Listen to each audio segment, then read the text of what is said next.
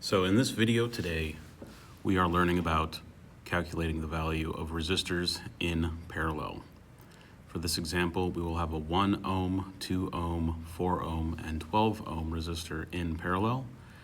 We set up the equation as follows with 1 over RT equals 1 over R1 plus 1 over R2 plus 1 over R3 plus 1 over R4. The first step in solving this is making all of the denominators the same, and we need to find the lowest common denominator for 12 because it is our highest value resistor. Luckily, 1, 2, and 4 all go into 12 in nice round numbers. So we get 1/12 plus 3/12, because that is 1/4 of 12, plus 6/12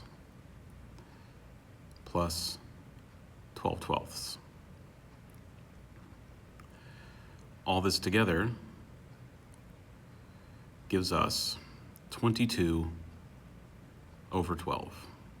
And because it is the inverse, we need to swap it, so we get 20 seconds as our final resistance, which will simplify down to 0.54 ohms.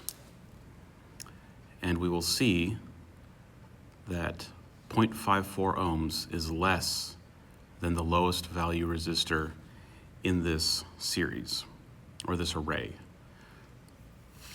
And when you're calculating resistors in parallel, the value is always going to be lower than the lowest value resistor, because most of the current is going to go through the 1 ohm resistor, but we're going to get current bypassing it around all of the other resistors, even if they are a higher value.